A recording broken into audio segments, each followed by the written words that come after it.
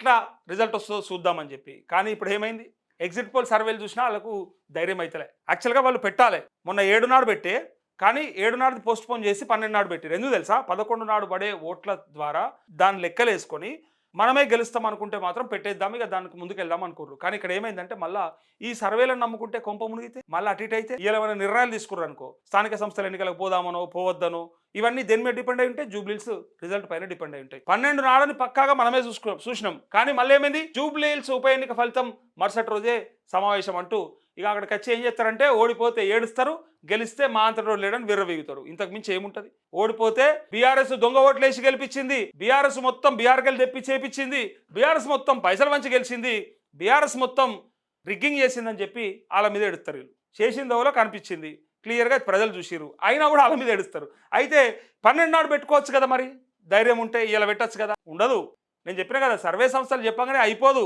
ఇల్లు అలకంగానే పండుగ కాదు. In front there is a crocodile festival అని శంకర్దాద్ ఎంబీబీఎస్లో ఉన్నటువంటి ఒక సామెత ఏదైతే ఉందో ఆ సామెతని యాద్ చేసుకుంటారు. In front there is a crocodile festival. ముందర ఉన్నది ముసల పండగ. పుసుక్కున్న రిజల్ట్ తారుమారైంది అనుకో, ఇలా ఎంత విర్రవీగిన ఏమవుతుంది? మేము లోకల్ బాడీలు ఎన్నికలకు పోతున్నాం, మేము ఇది చేస్తున్నాం అది చేస్తున్నాం అనేది అని అన్నారు అనుకో, పోతే అటు ఇటు అయితే ఫలితం తారుమారైతే ఎవడు మళ్ళా అట్లా. ఇగో స్థానిక ఎన్నికలు బీసీ రిజర్వేషన్ల పైన క్లారిటీ, రిజల్ట్స్ ఆధారంగా పలు కీలక నిర్ణయాలు. ఇన్ని సర్వేలు చెప్తే కాంగ్రెస్ 20,000 మెజార్టీతో గెలుస్తుందని నమ్మితే, ఇందాక ఒక బ్రదర్ అంత బ్రహ్మాండంగా మెసేజ్ పెడితే అంత నమ్మకంతో ఉంటే రేవంత్ రెడ్డి మొగోడైతే మరి ఇప్పుడే పెట్టి నిర్ణయం తీసుకుంటే అయిపోతుంది కదనా.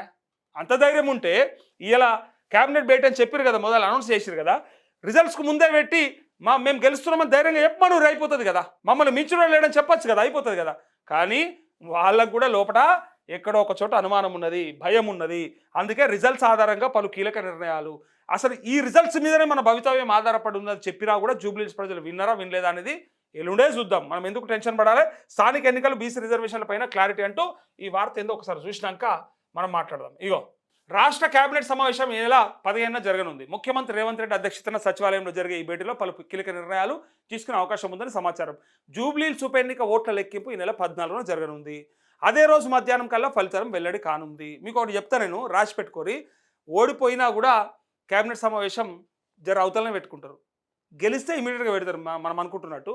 కానీ ఓడిపోతే మాత్రం పక్కాగా ఇంకా అవతలేస్తారు. ఎందుకంటే వాళ్ళు దానిపైన సమీక్ష చేసుకొని దానిపైన మాట్లాడుకొని మళ్ళీ ఇది ఓడినాం కదా మరి ఎట్లా పోదాం స్థానిక ఎన్నికలకని అందరూ అనుకున్నాకనే పోతారు. ఇక చూడరు. ఇంకా 14న జరగనుంది జూబ్లీహిల్స్ ఉప ఎన్నిక లెక్కింపు. అదే రోజు మధ్యాహ్నం కల్లా ఫలితం వెల్లడి కానుంది. గెలుపుపై కాంగ్రెస్ పార్టీ ధీమాగా ఉంది. తమకు అందిన సమాచారం, పార్టీ శ్రేణులు, నాయకుల, మంత్రుల ద్వారా సేకరించిన సమాచారంతో పక్కాగా గెలుస్తామని, భారీ మెజార్టీ ఖాయమని అంచనాలో ఉన్నారు. భారీ మెజార్టీ అట. భారీ మెజార్టీ వస్తుంది అనుకున్న వాళ్ళు గని కథలు పడతారా? గెలుపు తర్వాత ప్రభుత్వ పరంగా పలు కీలక నిర్ణయాలు తీసుకునే అవకాశం ఉందని తెలిసింది. ఇందులో భాగంగా ప్రధానంగా స్థానిక సంస్థల ఎన్నికలు, బీసీ రిజర్వేషన్లు, కాంగ్రెస్ 2 ఏళ్ల పాలన విజయోత్సవాలు వీళ్ళు జరుపుకుంటారా? ఓడిపోతే? గెలిస్తే జరుపుతారు, మరి ఓడిపోతే ఇతర అంశాలపై కీలక నిర్ణయం తీసుకొని ఉన్నారని సమాచారం. ప్రజల ఆమోదం ద్వారానే జూబ్లీహిల్స్ ఎన్నిక ఫలితం వచ్చిందనే ఉద్దేశంతో కీలక నిర్ణయాలు తీసుకోవడానికి చూసిరా, ప్రజల ఆమోదం ఉంటుంది మాకు అని డిసైడ్ అయ్యి కొన్ని నిర్ణయాలు తీసుకుంటారట. వచ్చిందనే ఉద్దేశంతో కీలక నిర్ణయాలు తీసుకోవడానికి ఒక అంగీకారం వచ్చినట్టు తెలిసింది. వాస్తవంగా ఈ నెల 7న కేబినెట్ సమావేశం జరగాల్సి ఉండగా 12కు వాయిదా వేసిరు. ఎందుకంటే ఎట్లయితే చూద్దామని. కానీ ఇప్పుడు కూడా డౌట్ ఉంది కాబట్టి చివరికి ఈ నెల 15న మంత్రివర్గ భేటీకి ముహూర్తం ఖరారు చేశారంటూ ఈ వార్త. ఎందుకంటే భయం లేకపోతే ఏం చేసేటోళ్ళు అంటే చెప్పేటోళ్ళు,